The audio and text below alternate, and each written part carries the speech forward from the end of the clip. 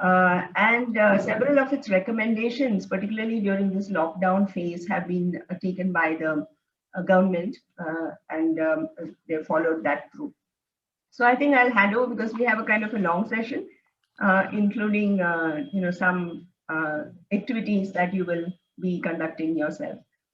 All right. So Gagan bhai, over to you.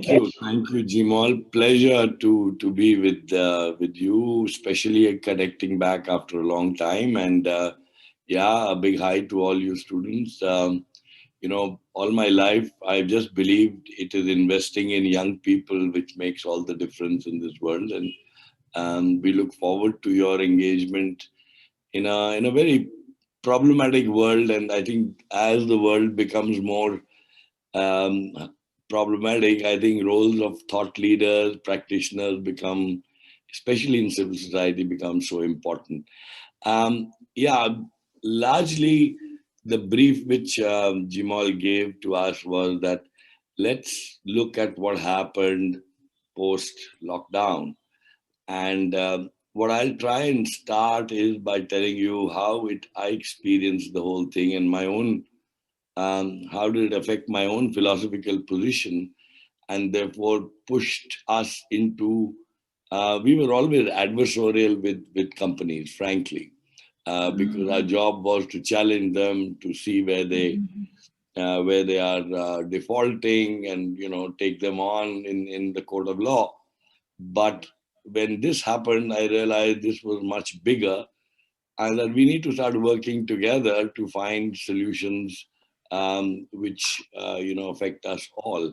So Nupur, I'd suggest you to put on my screen, and I'll give you some images which stay with me, and I want to share those images with you, my friends. Um, yeah, Nupur. Okay, thank you. All right. You know how public art is finding new spaces. And this was one picture which really took my point. I think it captures in one image almost the whole issue. Um, and I saw this, right almost on the seventh day of the second lockdown or fifth day. We were out there on the highway, and I saw scores of them walking on the roads, but I saw a lot of them walking on the railway tracks. And when I asked them, what's going on? Why are you walking? They said, we don't know the way, and we know that this goes somewhere. Um, you know, and therefore, for the first time, I saw the railway track replacing the road, but also because on the roads there were nakas by the police who used to be sending them back. So if they were confronted with the police, they had to go into the field and come back on the road. But what was critical? What did this lockdown do? And I think it invoked fear. It, I think the way it was done, the way it was made into a big thing, it just invoked tremendous fear in all of us. Believe me, I've been on the road. I never stayed at home even for a day since the lockdown. We had our offices open. Some of us got COVID, some of us didn't. Nobody died. I think there are more people who die of this, children who die of dysentery than who died of COVID. But what did it do? It's really psyched everybody.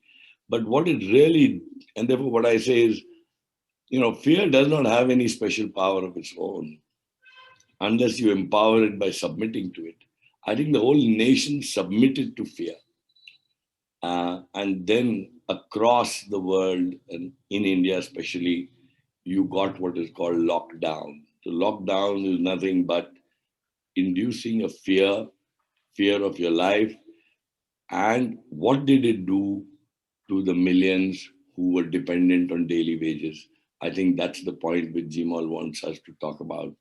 And therefore, if you submit to it, then you disempower yourself. But if you disempower fear by ruling over it, is you have to just get out there. Yeah, the next one.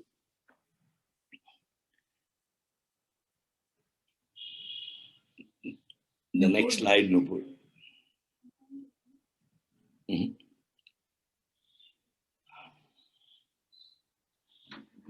Nupur? Yeah, okay. Well, I'm invited to get the next slide. One of the stories which I must tell you is about a call I got from our lawyer in Amreli.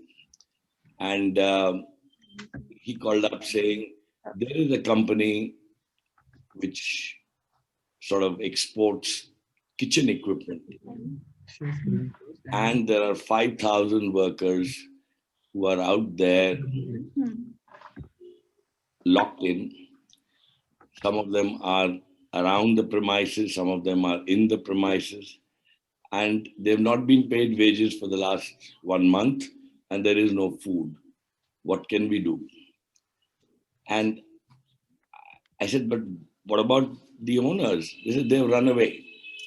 They've just run away, leaving 5,000 workers to their own, and they couldn't move out. And I think so we were on call all the time, and finally he knocked the doors of the courts. The court said, well, is it our job? He said, yes, it's your job, because if you look at your National Legal Service Authority, it's part of your job to intervene. And they said, Acha, tell us where. So we actually had to send them what your job is in the disaster. And so the point is, there was so much of centralization that people at the district where the people were actually affected didn't know what their job was. So it actually changed the role of everybody. And I also remember meeting at least 4 collectors during that time, going to them and say, look, people are walking. Can't we organize buses? We'll pay for it. But he said, no, but we don't have orders. There's a Central Disaster Management Act in place. And effectively, it was a PMO. It was controlling every district, every taluka. Crazy in a time when actually, and Jimal knows, I've dealt with a lot of disasters in my life, including the earthquake, the riots. What had worked beautifully was when you decentralized governance. When you give more powers to the collectors and you give more powers at the local level, that you allowed for finding solutions. And here you had, and I remember seeing this woman and this photograph, and doesn't it say it all? And who's responsible for this? I mean, did we plan it? I think what the pandemic did really was to bring to light what always was invisible. And I think, your Professor Jimal has been visibilizing the issue of informal workers. I don't know, Jimal, for the last maybe 25 years, you have been visibilizing it, whether it is through research, whether it is through publication, whether it's through seminars. What has he been trying to do? Visibilize it. There is a problem, and there are no listeners. And to me, this woman visibilizes it more than anything else, that there is a problem out there. And where does this problem come from? This problem comes from a gross inequality and a moral position that this society takes of not recognizing basic human rights in terms of labor workforce. And I think it got the world's attention, it got the media's attention. And for me, whenever I'm now talking of the social compact, I keep reminding myself of this photograph. And let me give you a little more, in a sense, concrete data, and then we come back to my philosophical position on this. Next slide, Nupur. So what I think we have done is that there was a high level of inequity and it has got much worse. And therefore, never has the equitable impact was never so high as what was. And who were they? These were all the millions of migrants which have been pauperized, both by not giving them their daily wages. Factories were shut.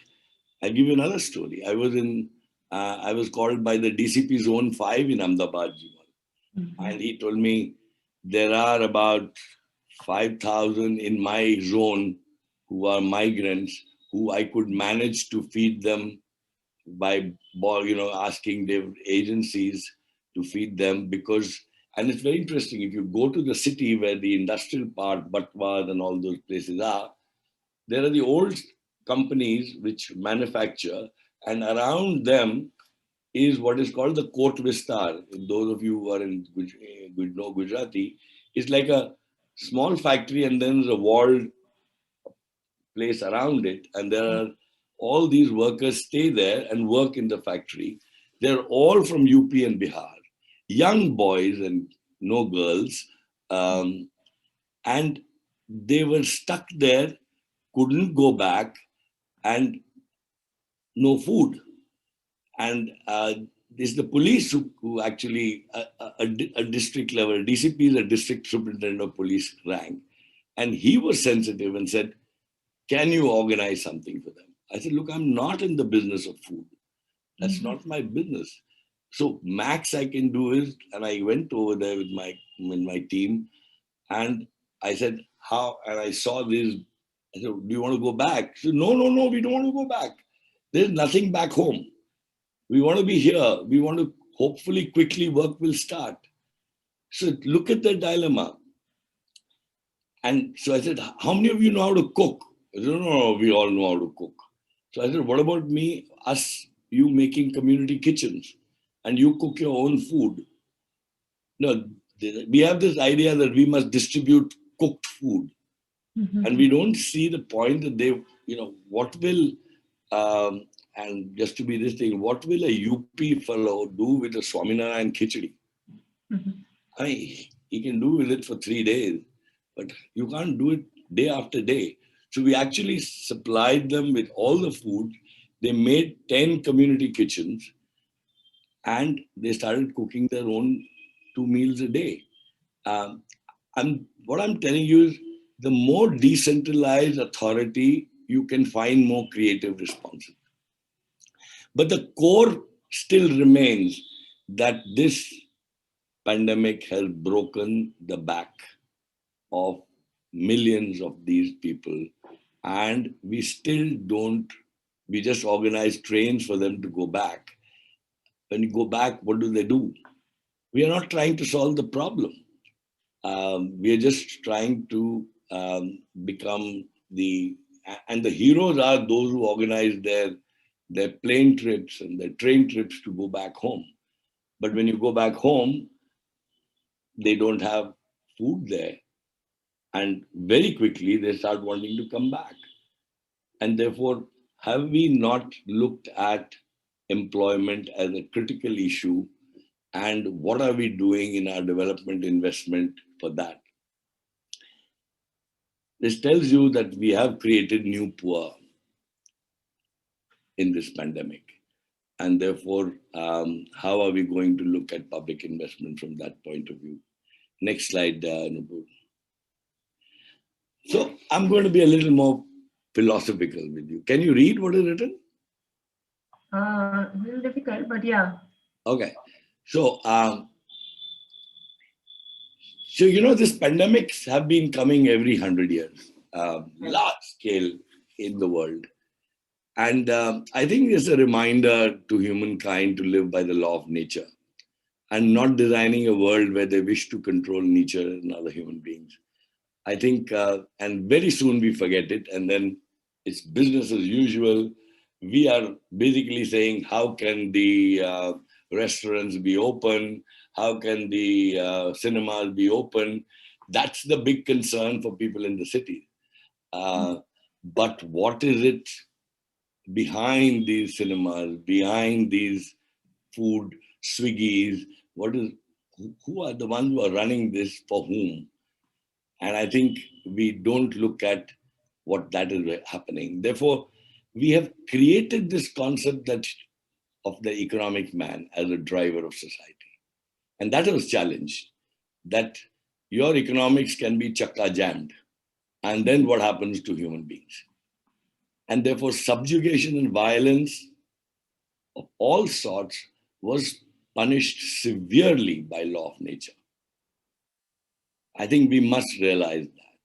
And therefore, what really happened is that the institutional religious identity-based politics of centralization, and I'm not naming any party, this is the design of the political discourse. Centralize, govern, use religion as identity politics, and therefore kill the spirit of dissent and freedom. Therefore, this theory that one leader knows all, who comes once in a month or once in 10 days and tells you what's happening, and we all listen to it with great elan and say, wow, we have found the leader who's telling us how life has to go on. Who's listening? And the point is that leader asking those questions of what is happening to migrants? What is happening to labor force? What are they offering us? I think we need to ask this question, that we are a democracy. The more decentralized we are in decision making, those who are affected must be consulted. That's a fundamental principle, rather than this one man knows it all framework. And therefore, the post-lockdown proved poignantly, with horrific scenes, 40 million estimated who took to the highways, all because we don't respect the rule of law. And therefore, I go in a little more philosophical. Nupur, can you go ahead with the slide? You know, there's a concept of 12 curses, Jimal. You know that. And I re-looked at those 12 curses which were made during the biblical time. And I said, what are the 12 modern day curses which came out? I think, so a curse is a solemn utterance intended to provoke supernatural powers to inflict harm or punishment on something or someone. And till today, we believe in cursing. But what is the modern day curses? I think when we practice such deep and unbridgeable inequality, that's a curse. When you maraud, mutate, rape the environment, that's the curse. You practice discrimination based on religion, caste, gender, that's a curse. You practice slavery. And believe me, migrants are bonded labor. If you look at the chain, you know, I've been talking to a lot of companies in the last 6 months, and they say, and believe me, the ones whom they hire directly, they're doing very good. Canteen services, this services, all the services. But they're normally only 20 to 30% of their labor force. The rest of the 70% are based on contractors, in turn subcontractors, and none of the labor standards are practiced. And there is a cut system. And Surat was the biggest disaster, what happened there and what we saw. And therefore, when you create slums and squalor because you're not giving them housing, because they're not your labor, legally you're not bound. So therefore, and Nupur may deal with it later on, about something which is legal may be still unjust. And something which is, illegal may be also unjust, but the other way around, something which is just may be illegal. So I think that legality and justice are fairly confused in the area of law and labor. And I think the present new labor code, and we'll look at it tomorrow a little more carefully, to find out what in that is just and what is illegal. And is the illegal, or what is legal is actually just. I think if you start looking at your labor code and then see practices, you might find more than what it is meets the eye. The next slide. So when young people have no jobs and rain-fed agriculture gets no investment, where does this migrant come from? I chair a very interesting network called the Revitalization of Rain-Fed Agriculture Network in India, which has about 100 odd organizations. And if you go to the next slide before you come back, and I'll come back to this, Nupur. You see the rain-fed areas,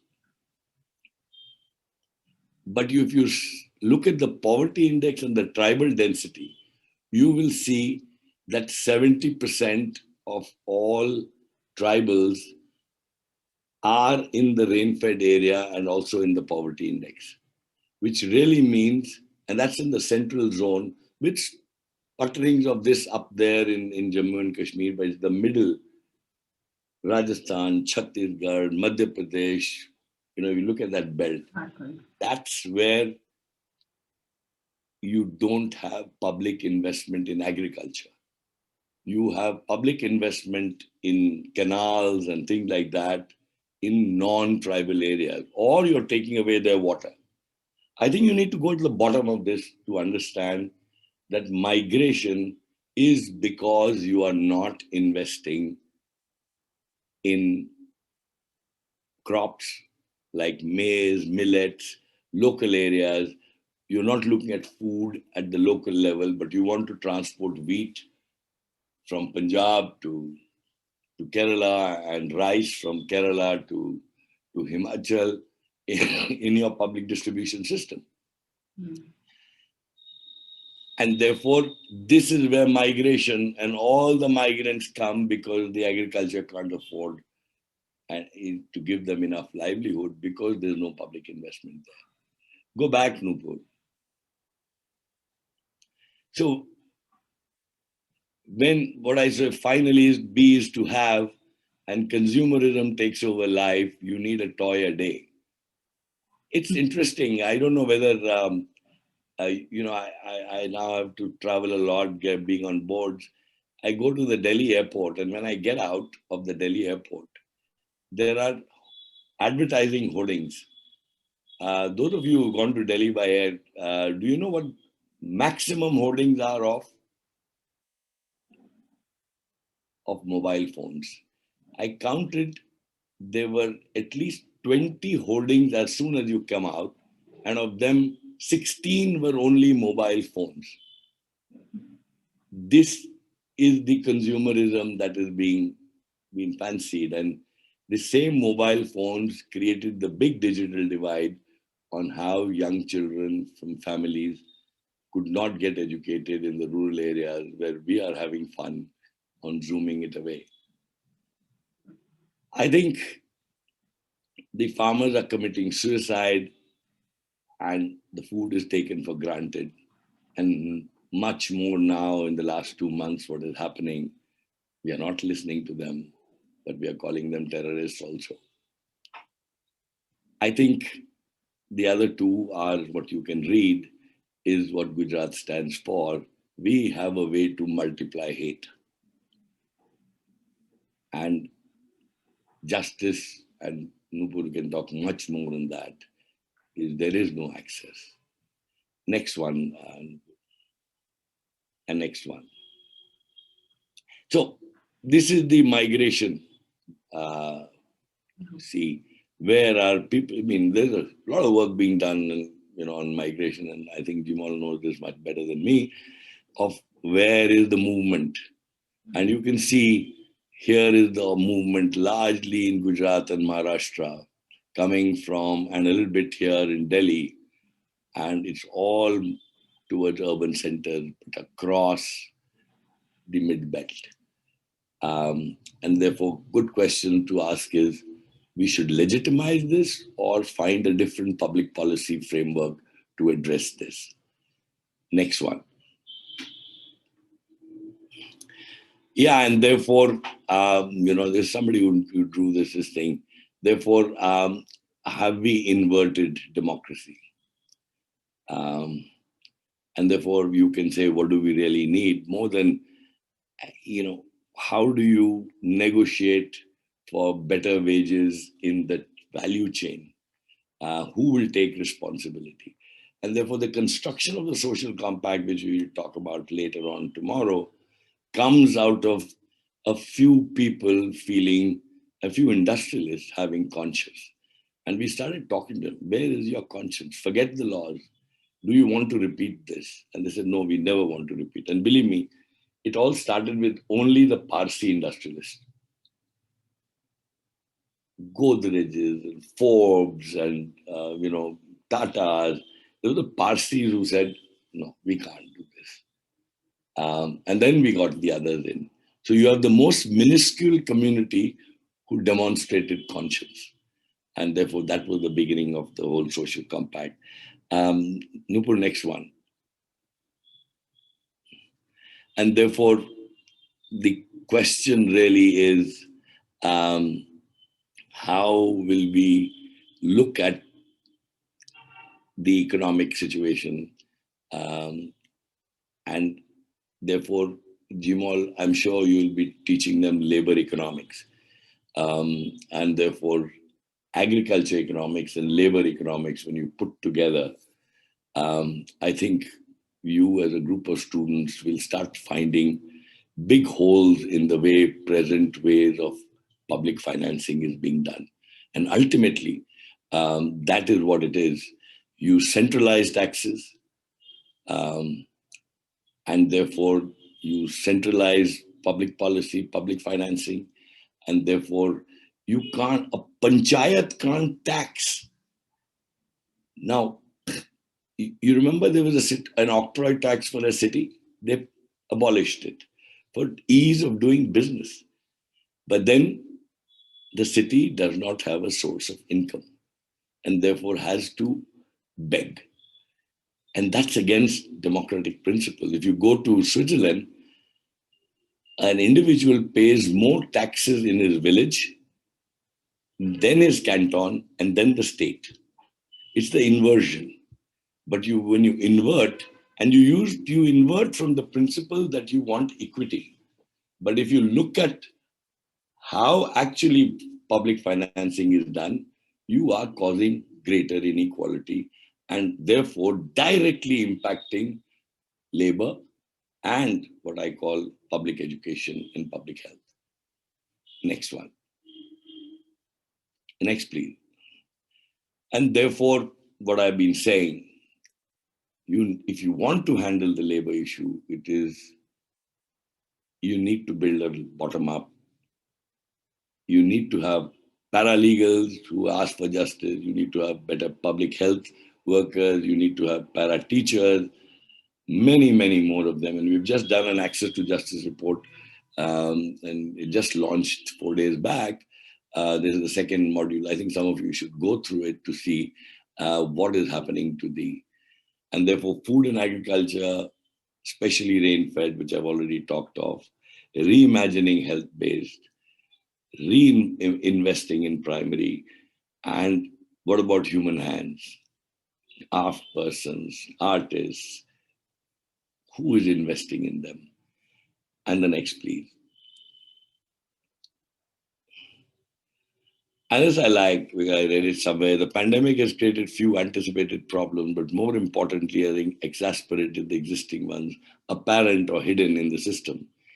These, nonetheless, can largely be traced back to unfinished task of creating a regionally balanced and just society. In rebuilding the society and economy in coming years, we must look at the fault lines that have existed for decades, a few inherited from colonial regimes, others created owing to the deficiencies in the state policies and their implementation.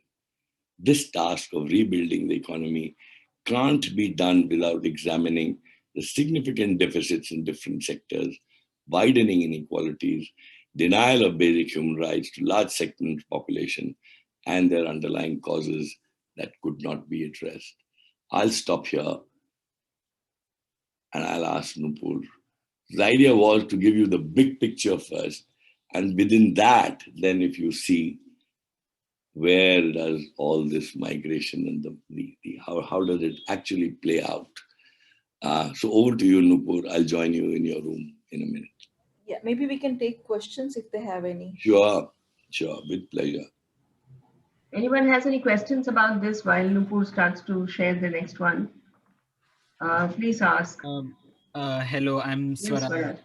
Swaraj. I actually have a question regarding you were explaining the 12 curses of sort of modern times, and you had given a mention to a disaster that happened in Surat regarding migrant laborers. I think it was about curse number 4, where migrants are now bonded by the labor. So can you just explain what exactly happened in Surat, because I'm Um, about it. so their subcontractors pay them and then bring them, and I had a photograph of some of them even being chained.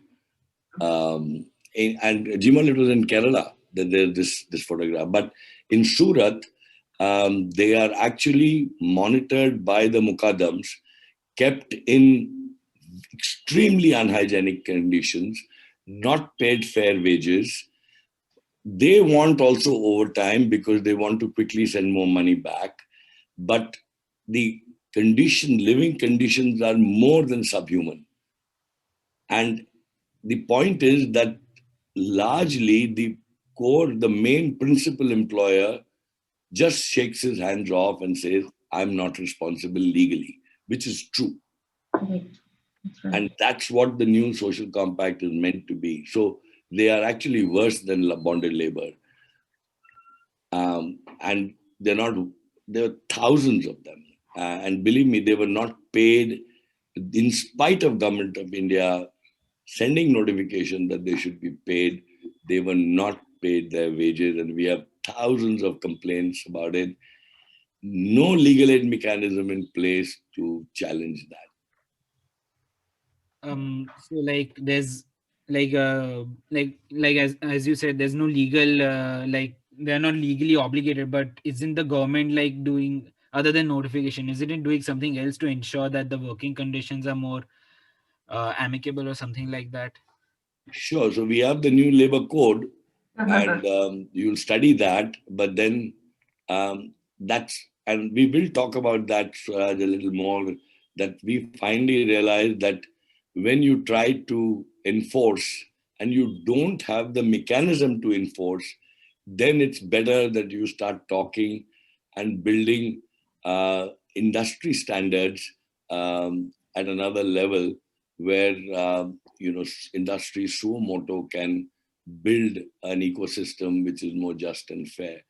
And I keep building this argument that ultimately industry would have to invest in rule of law for their own sake. Otherwise, you know what, the anger that I saw. So Swaraj, I think we can move on to Nupur. Swaraj, I think you missed last session, but there we really showed all the contradictions which have come out with the new labor codes. And this issue that is being raised about the principal employer, they have mixed up the definitions of all of this, so that even a contractor of any level is being treated as an employer. So when something like this happens, then for the labor to be able to identify the principal employer legally has been made more difficult, actually. So there are a whole lot of contradictions there in the new labor codes. Though of course they have not quite come into implementation so far. The rules are still being made and so on. Good. Okay, Nupur. Sure. Should we go on? Go on.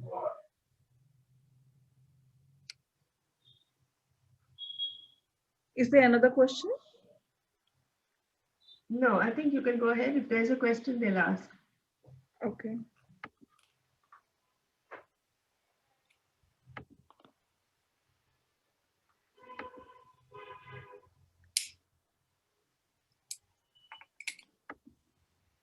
Okay, so what Gagan shared is a very broad analysis of the situation. And what I would be sharing is how we responded to it in terms of what are the practicalities of looking at these issues.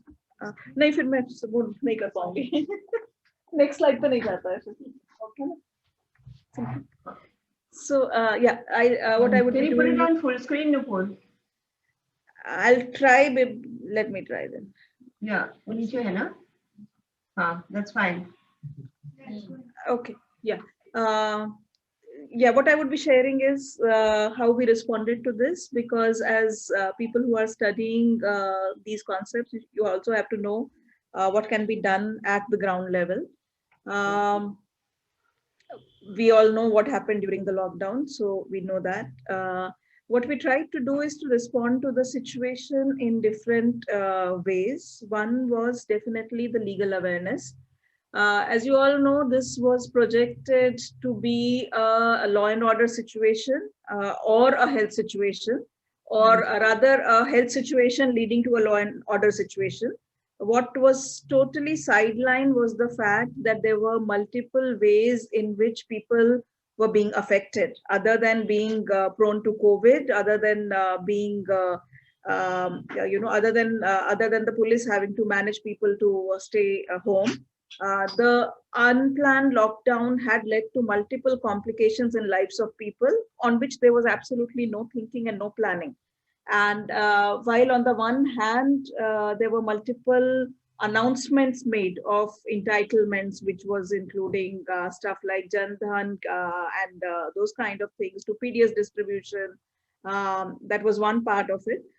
People did not know that, and there were consistently guidelines being issued, which were also not reaching the duty bearers. Forget about the people; it was not even reaching the duty bearers. Just to give you an example, we influenced the government to allow certain kind of movement for people, whether it was to the mandi or whether it was the fishermen being allowed to move their fish, etc. But the police was not aware. So a big part of our work was to ensure that the notifications that are being released from time to time are reaching the duty bearers as well as the people whom it is meant for. As students, what you need to understand is the big gap that exists between the policymakers, the policy implementers, and those whom the policy is impacting. And that's where a critical role of bridging the gap between these three, or being a link between these three sections, becomes very, very important. We were looking at legal aid in terms of facilitating claims. There were multiple systemic issues that were identified. So, for example, I have been given 500 rupees as per the government announcement, but the bank is still dealing with the lockdown. Bank officials are not there. Or my Aadhaar is not linked with my account, or my account is frozen and therefore I cannot withdraw the money that is due to me, etc., etc. So instrumentalizing various mechanisms to remove these kind of systemic issues was another role that we played. We also were party to a litigation in the High Court, which was taken up suo moto, where we tried to influence what is happening in the lives of Adivasis and the people living in the coastal areas, in addition to some generic recommendations which we felt was necessary. What we had in place was a very strong volunteer base, and while movement was not possible because of the lockdown, we were telephonically engaging with them to understand what is happening, and at the ground level, identifying those issues and consistently feeding the system as to this is what is the situation, and therefore this is what needs to be done. And at that point of time, it was an interim kind of a thing, but all those learnings and all those recommendations, we are trying to now see how it can influence the discourse around disaster management in multiple spaces that is there. And alternative dispute resolutions, etc., where we have tried to activate, it hasn't gone to the Lok Adalat as such, but tried to activate a scheme of the National Legal Services Authorities, which talks of setting up service camps for entitlement clearances. So those kind of things. Basically, what we follow is a circular model where we try to look at increasing awareness and filing claims. And once the claims are filed, we follow up on whether or not, one is the filing of the application, but whether or not that is, whether or not people have been able to avail those entitlements or not. And that leads to an understanding of what are the systemic issues that are barring that are acting as a hindrance. Taking that up with the state and creating a new reality. That's the circle that keeps on continuing. So you create a new reality, then again spread awareness of that, then again see where are the systemic blocks which are becoming a hindrance. And in this entire process, there's a framework that we keep in mind, which is if for a particular section, there are laws and policies which are there, but they are not implemented. For example, in this scenario, there are multiple provisions of the Disaster Management Act and the district level disaster management plans, which have not been taken into account. Now, what Gagan was saying, that migration is, migration, we begin with the premise that migration is bound to happen and that there is no alternative to it. But if you just look at very small things that could have been done to stop people who have never migrated from migrating. There are communities which for the first time are forced to migrate. They were happy in whatever scenarios that they were living in. But because of the lockdown, simple things like the agrarian cycle got broken, simple things like farm labor, which would have sustained them for a season, for the fisher folk, the fish, I mean, at one particular port, fish worth almost 3 lakh rupees was dumped into the sea because they could not organize transportation to cold storage. Now for them, it's a season loss, and a season loss is a very big thing. And then they will be forced into forced labor because there's no other source of income. Had the disaster management plan, which is in place, been implemented, the season could have been saved for many of these people who are dependent on what happens in that season. So not knowing right hand, not knowing the left hand has led to an increased migration this year, because we are coming across people who have never migrated in the past but are being forced to now start looking at migration as an option. Laws and policies do not exist at all. So there could be aspects on which the law is totally silent, or laws and policies which work totally against the vulnerable. I think the entire lockdown was a policy decision which just worked against the vulnerable, whether it is increased domestic violence, whether it is increased child abuse, whether it is what happened with the migrants, but totally unrequired action which has just gone against everybody. I think the lockdown was a good example of that.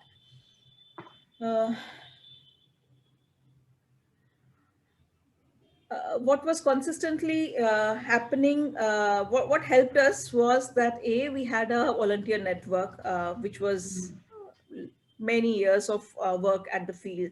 And one of the biggest learning has been that a system, so this I'm talking of the civil society side of it, but even from the government side of it, if a system is not prepared or is not doing well in normal times, the chances that it will perform or deliver in disaster time is fairly less. What helped in our favor, and I just give the counterpart of the state, which is the state legal services authorities, while we had a big network of volunteers which came to our side, and we were able to facilitate almost 9,000 claims of entitlements.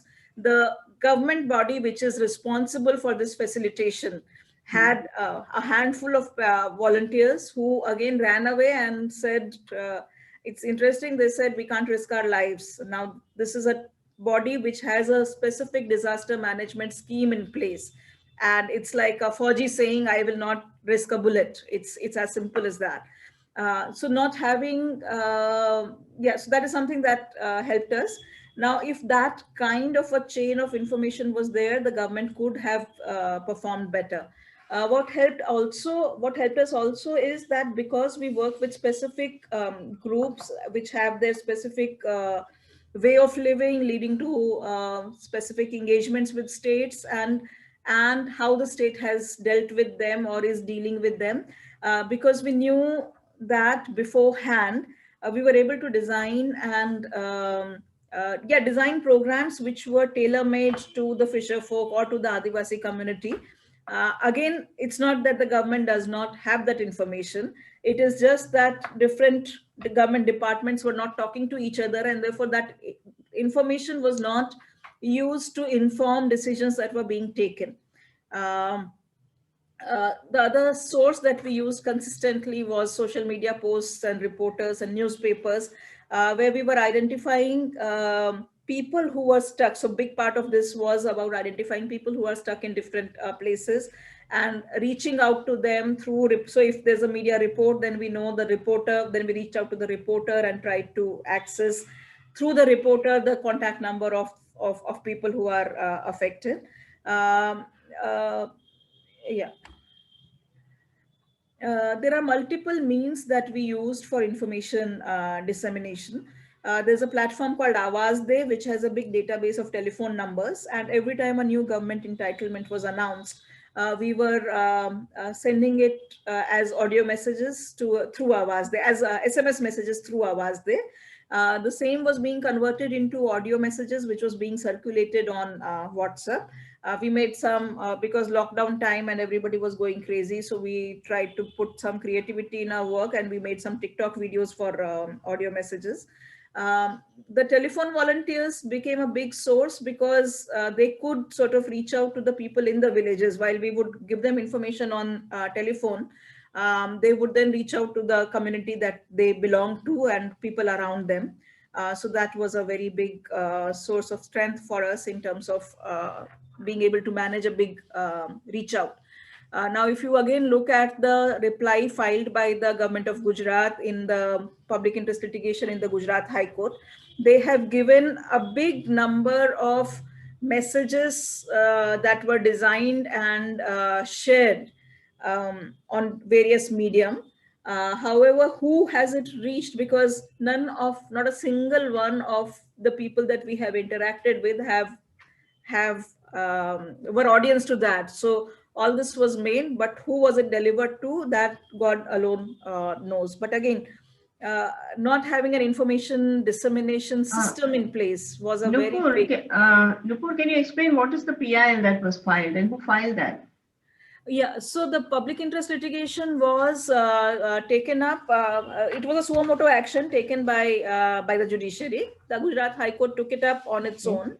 There were multiple other applications which had been filed by different groups. There was a big number of people who were so there was a set of PILs which was on train routes, etc., functioning of trains. A big part of it was health management issues, and we joined as parties, as respondents, not as petitioners but as respondents, saying we have information we would like to share, and we would like state to be directed on certain accounts. So we became party to an already pending PIL. So that was the. Yeah, go ahead. Yeah. Some of the principles that we use in our work is how do we draw linkages between law and its impact on society. So if we just look at what I just spoke about, the Disaster Management Act, and how the disaster management plans at the district level or even the act itself is fairly well conceptualized in terms of being able to deal with a disaster. It does not have a vulnerability focus. And it's a broad checklist of what needs to be done, but with the premise that we are a homogeneous community, which is not the truth, because every area, every locality has specific community needs, which the disaster management approach does not respond to. And as I explained to you, that not having that in place has actually led to increased economic divide and migration. There are layers and layers of vulnerability which the government is totally blind to. Like, for example, within the Adivasis, the women have very specific needs. Within the Adivasis, there are specific PTG groups which have very specific needs. And in the blanket word used ST, that gets totally hidden. And so, for example, if we look at it, there is a big number of people who have been granted pattas under Forest Rights Act. but they are not recognized as farmers, and therefore the 2,000 rupees that was to be given to them, they were not eligible to get that because they did not have their name in the land records. Now, it's a failure on the part of the government to not enter their name in land records, and they paid the price for it because it disentitled them from receiving that that amount. So yeah. What we try and do is to look at individual issue and individual violation and look at the systemic issues around that, so that it becomes clear to the government that this is not about one individual, but what are the larger systemic issues, and there's a big number of people who's being affected by that.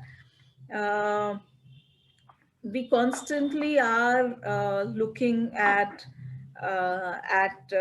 use of traditional media, social media, multidisciplinary approach that helps us look and analyze a problem better, and through multiple lenses, and not just in terms of just using law. What we did is involve a lot of stakeholders. Law students were a big part of our network. We managed almost 12,000 migrants transportation, and that was largely done through a volunteer base and this group of law students who was helping us, because again, everything was online. People who are sitting in Gandhinagar or in Delhi think that everybody can manage an online registration, which was not the case at all. There was total absence of dialogue between different departments. My brother was managing the COVID centers, and he asked the railway station saying, this migrant train is coming, where are they going to go?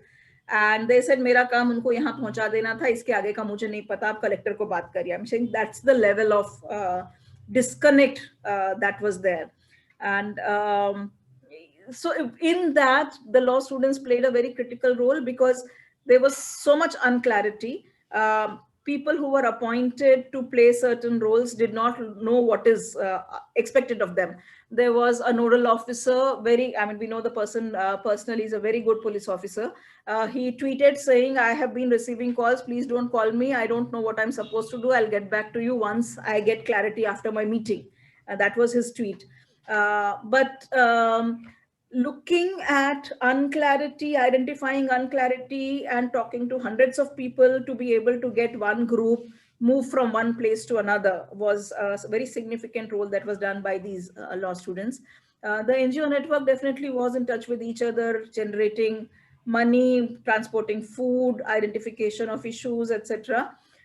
We were constantly in touch with various state officials playing different roles, DLSAs, etc. That was part of our strategy. We worked at multiple levels. As I said, explained that we were party to a public interest litigation in the High Court, and consistently we were dialoguing with other authorities on what should be done. We tried approaching NHRC, and it is very interesting. Multiple recommendations which we made in terms of our understanding of what is happening to farmers, what is happening to Adivasis, what is happening to fisher folk, and we sent it to National Human Rights Commission, who wrote back to us saying, since no particular, and NHRC has the power to suo motu take up and issue instructions. They wrote back to us saying that since there is no particular complaint being filed, we are not able to take any action, hence dismissed. That's the level of sensitivity that or proactiveness that NHRC has, that somebody is giving them very practical recommendations that it could have taken credit for, saying this is what has come from NHRC. Instead, they said, got into very technical things, saying no specific complaint has been made, and they dismissed the recommendations that way. Yeah.